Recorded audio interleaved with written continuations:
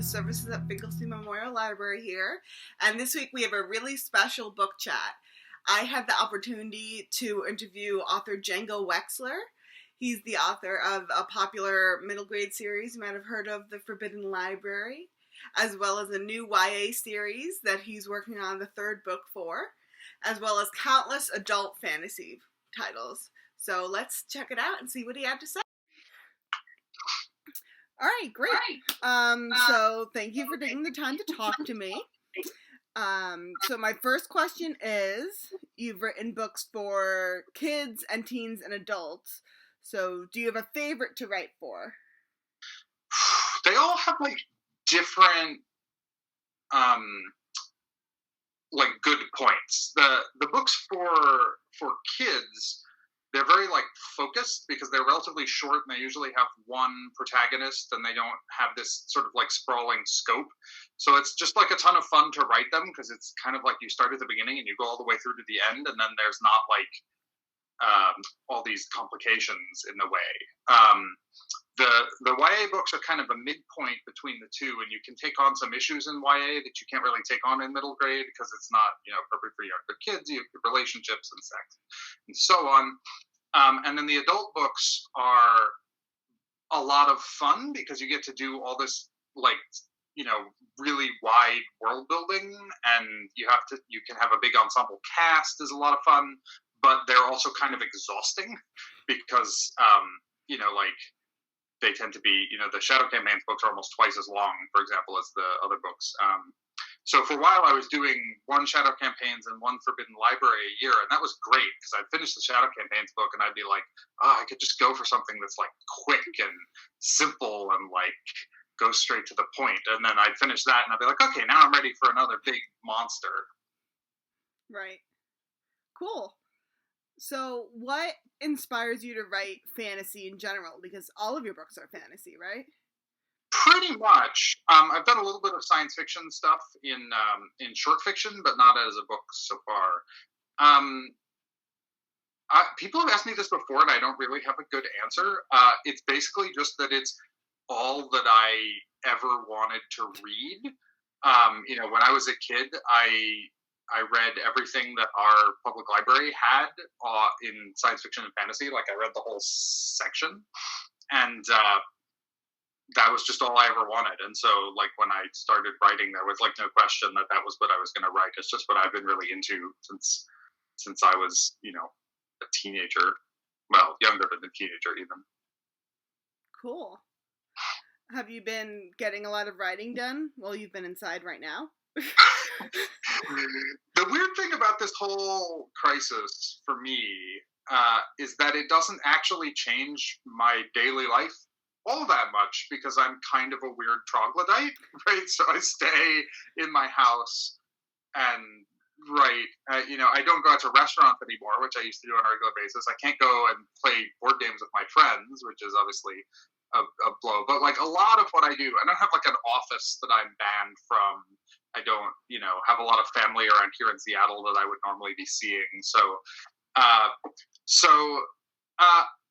don't know that I've been getting more writing done than normal. It's been about the same. It can be a little hard, all the creative people, the sort of people who work in, that kind of job, artists and writers and so on, that I know have been struggling with, how do you do this kind of work during this time period, right? It feels a little weird sometimes to be writing sort of whimsical children's books when the world is on fire, but people need that stuff too, and I think that's really important, and so you just sort of remind yourself of that. So there's a little bit of both. Are you working on more kids' books now, or? I'm trying to think what I can actually talk about because So I just finished the draft for the third Ship of Smoke and Steel, so that's YA teen stuff. I don't know if it has a title yet, so I'm still thinking of it as Ship of Smoke and Steel 3, but it will have a different title at some point. And so that'll be out next January. In July, I have an adult book coming out, Ashes of the Sun, and I'm working on the sequel to that is my next project. but then we're trying to line up more projects for me, and so there's some kid stuff that we're pitching, and so I don't know what will actually come to be at this point, but it's definitely among the stuff that I've been working on. Awesome. So, can you share any tips for kids or teens who are looking to start writing? I always be careful. I always have to be careful with this because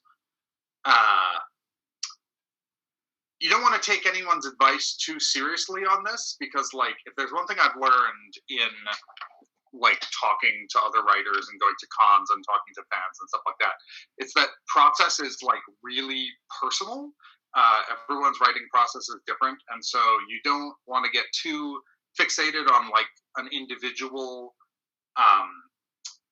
type of thing. It's like, Neil Gaiman writes all his books with a fountain pen, so I got to write with a fountain pen, like that kind of thing. You got to do what works for you, and so that usually means trying a bunch of things. Some people like to write every day, some people like to just block out a big time on the weekend and write for 6 hours. Some people could never do that. There's a lot of different ways to do it. The things that I think are universal are obviously you have to read a lot. You should read a lot in the genres that you want to write. You need to know, what people have done and what's, just it's how you get ideas. It's feeding your brain. And then you have to write a lot. The biggest problem that I see in new writers is people expect that the first thing that they write is going to be a masterpiece, and they're going to sell it, and it's going to be the big breakout book. And it just doesn't work that way for 99% of people. Every once in a while you hear a story that someone was like that, but even then it usually turns out that they wrote in a journal for 10 years while they were in school, and they're just like not thinking of that as finished writing. Like any other skill, you just have to practice, right? And so you should write stories and finish the stories. And then even if they never go anywhere and you never show them to anyone, it's still good to get that stuff done. And so start as soon as you can. Doesn't matter if you read it and you're like, oh, this is terrible. Like, it's just practice, just like any other skill, like painting, like any sport. You're going to be bad. You just keep at it. And so those are the two that I think apply to literally everyone. You got to read and you have to write.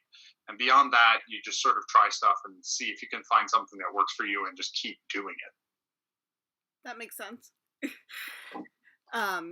Did you know that you always wanted to be an author?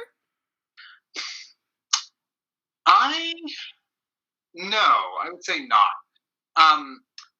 When I was a teen, I was really into role-playing games, and so that was a thing that I did a ton of. And then I got into writing kind of late in high school, and I knew I liked writing and I wanted to do it, but I didn't necessarily know I wanted to be an author. I had read enough about it that I knew it was kind of hard to make money as a writer. And I did some fan fiction and some writing, other, internet writing for free, and I was pretty happy with that. So my training is as a computer programmer, right? I have a degree in computer science from CMU, and so I always thought that I would be a programmer and then writing would be like a hobby. So it was kind of shocking to me when I got to the point where both I became an author in the sense that it was, my stuff was published and paid for, but enough so that I could actually make that my job was like really surprising. I'm very lucky in that way. Many authors don't have that opportunity, so I'm always very grateful for it. That's great. So you mentioned D&D and you mentioned board games earlier. So are those some of your favorite hobbies while you're not writing? These days, more board games and less D&D. Now that I'm, an adult, not that adults playing D&D is bad. Like, I know plenty who do. For me, the problem is just time and organization, right? The prospect of getting 4 of my friends, the same 4 people to get together every week to play a game is just like organizationally so daunting that I haven't been able to do it in like 10 or 15 years. people are having more success with that now using online stuff, which, someday I should probably actually try. But I got really into board games because it kind of scratched the same itch that, I could get my friends together and play games, but it was less organizationally problematic because I could just be like, hey, games at my house on Friday, and then whoever shows up, and I don't need to make sure to have the right set of players for my campaign. So these days it's been more board games and video games for me as hobbies. I paint miniatures is another thing I do. I used to play a lot of like tabletop war games, Warhammer and all that. But these days I do more painting than actually playing for roughly the same reasons. Time is always a precious commodity, even in the apocalypse. Do you have a favorite board game? It varies because when one becomes my favorite, I tend to just play it over and over, and then we're sick of it and like don't play it ever again. The most recent one was probably Terraforming Mars, which is like a really good game, and we played that, I don't know, like 100 times, and it's like a big 3-hour game, so that's like a lot of time commitment. And then I think we're finally bored of it. But like we played a lot of Terraforming Mars. We got our money's worth out of that one. I've also been playing Gloomhaven, which is a kind of co-op D&D light board game, and that's a lot of fun. That's kind of like right in the sweet spot between board games and D&D for me anyway. Cool. So you dedicate some of your books to your cats, and my favorite was to your cat, which I really appreciated that. So can you tell us about that all my readers have cats. Everyone should have cats. Can you tell us more about your cats? Do you want me to go get one? I could go get a cat for us. If you'd like to introduce us to your cat. One of my cats will tolerate being picked up. The other one won't.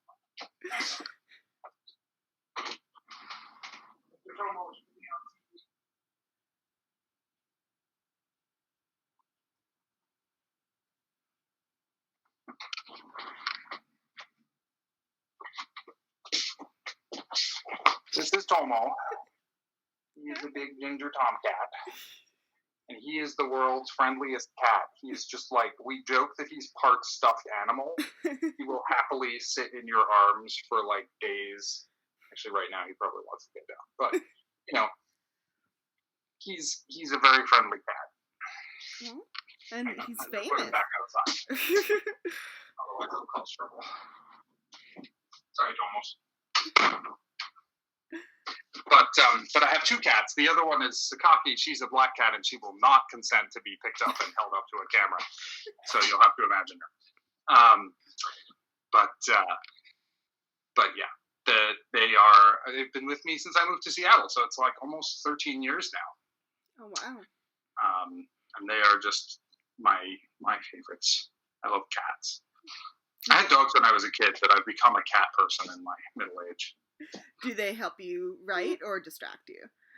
A little bit of both. Sometimes Tomo will come in and he'll settle down, like, this is my writing couch behind me, and he'll settle down right next to me, and it's adorable. But then sometimes he'll, like, flop over in such a way that I can't, like, move my arm, and that's not quite as helpful.